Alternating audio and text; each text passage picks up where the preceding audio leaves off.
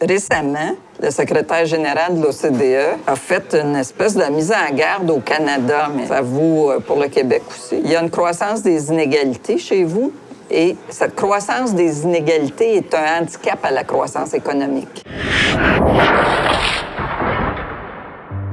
Marie-France Reynaud, je suis un ancien médecin de famille, devenu médecin de santé publique et je dirige le centre de recherche Léa Robach sur les inégalités sociales de santé à Montréal.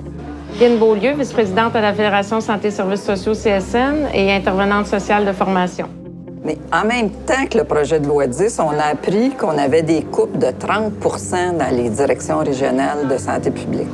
30 là, ça veut dire qu'à Montréal, il y a 80 personnes qui vont perdre leur job. Et qu'est-ce qu'ils faisaient, ces gens-là? Ils s'occupaient de diminuer le tabagisme. Ils s'occupaient de la sécurité alimentaire. On se plaint que les enfants arrivent à l'école le ventre vide puis qu'ils sont pas capables de réussir. Bien, il y a des gens qui travaillent sur ces choses-là. Avec le filet de sécurité sociale, dans le fond, qui est de plus en plus fragilisé, il y a une aggravation, dans le fond, aussi de la violence au sein des familles. Il y a une aggravation au niveau de la santé mentale. C'est vraiment des clientèles qui s'alourdissent, qui sont en augmentation. Et il y aurait lieu d'investir davantage puis de préserver, dans le fond, ces enveloppes-là de façon très, très sécurisée. Ce qu'on n'a pas actuellement du tout. On le voit aussi au niveau de la protection de la jeunesse, dans le fond, sur les missions sociales. Il y a déjà des enfants qui sont en liste d'attente. Et s'ajoute à ça le projet de loi 10 qui vient encore plus menacer, dans le fond, les enveloppes budgétaires des missions sociales.